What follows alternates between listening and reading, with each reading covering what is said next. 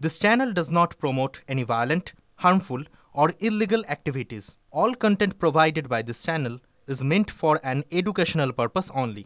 Cancer Healer Center, a new beginning. Delhi হাইকোর্টের বিচারপতি যশবন্ত ভার্মার সরকারি বাসভবন থেকে বিপুল টাকা উদ্ধারের ঘটনায় তদন্ত কমিটি গঠন। 3 হাইকোর্টের প্রধান বিচারপতির নেতৃত্বে তদন্ত কমিটি গড়ল সুপ্রিম কোর্ট। আরো বিস্তারিত জানবো নয়াদিল্লি থেকে জ্যোতির্ময় কর্মকার রয়েছেন টেলিফোন লাইনে। জ্যোতির্ময়, দেখো, ইতিমধ্যেই দিল্লি হাইকোর্টে যিনি চিফ জাস্টিস দেবেন্দ্র কুমার উপাধ্যায় তিনি একটি ইন্টারনাল ইনকোয়ারি রিপোর্ট তিনি প্রধান বিচারপতি সঞ্জীব খান্নার কাছে জমা দিয়েছেন এবং তার ভিত্তিতেই 3 সদস্যের একটি তদন্ত কমিটি তৈরি করা হয়েছে, যার মধ্যে রয়েছেন হিমাচল এবং পাঞ্জাব হাইকোর্টের প্রধান বিচারপতি, রয়েছেন হিমাচলের প্রধান বিচারপতি এবং তার পাশাপাশি রয়েছেন কর্ণাটক হাইকোর্টের প্রধান বিচারপতি।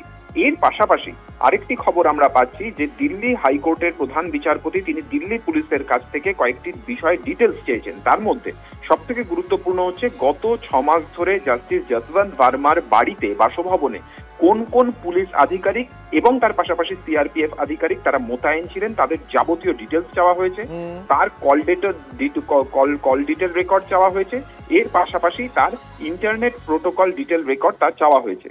এর পাশাপাশি যে খবর আমরা পাচ্ছি যে দিল্লি পুলিশ ঘটনার সময় যে ভিডিও করেছিল সেই ভিডিও তারা দিল্লি হাইকোর্টের প্রধান বিচারপতির কাছে পাঠিয়েছিলেন এবং সেই ভিডিওর কপি পাঠানো হয়েছে দেশের প্রধান বিচারপতির কাছে অর্থাৎ সঞ্জীব খান্নার কাছে এবং সেই ভিডিও খতিয়ে দেখার পরে তারপরেই সেই ভিডিও আপলোড করে দেওয়া হয়েছে সুপ্রিম কোর্টের ওয়েবসাইটে।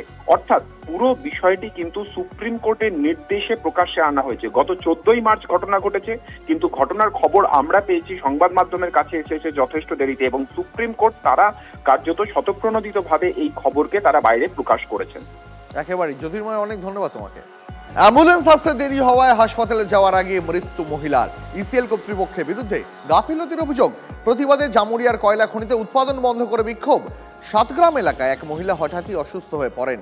তাকে হাসপাতালে নিয়ে যাওয়ার জন্য ইসিএল কর্তৃপক্ষের কাছে অ্যাম্বুলেন্স চাওয়া হয়, কিন্তু অ্যাম্বুলেন্স আসতে সময় লাগে প্রায় 1.5 ঘন্টা। এমনটাই অভিযোগ। হাসপাতালে যাওয়ার সময় রাস্তাতে মৃত্যু হয় মহিলার।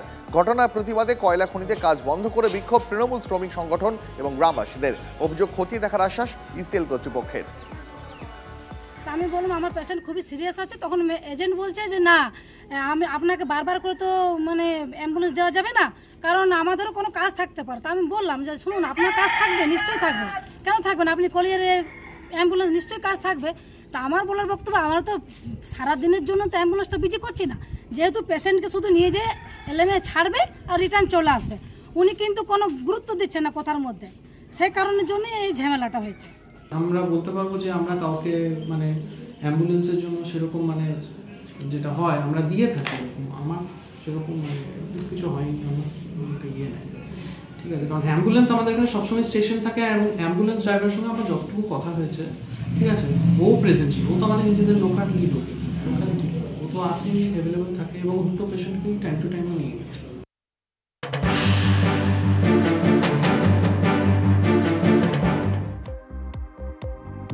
বিহারে সরকারি ইঞ্জিনিয়ারিং কলেজের হস্টেল থেকে উদ্ধার ছাত্রী দেহ। হস্টেলের রুম থেকে ঝুলন্ত অবস্থায় দেহ উদ্ধার।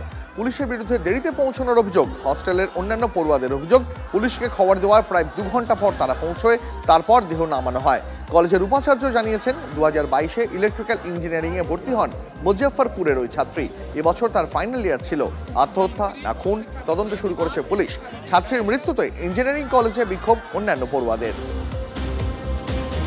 বিয়েবাড়ি থেকে ফেরার পথে দুর্ঘটনা, ডিভাইডারে ধাক্কা গাড়ির। ঘটনাস্থলেই মৃত্যু হলো 4 জনের, জখম 5।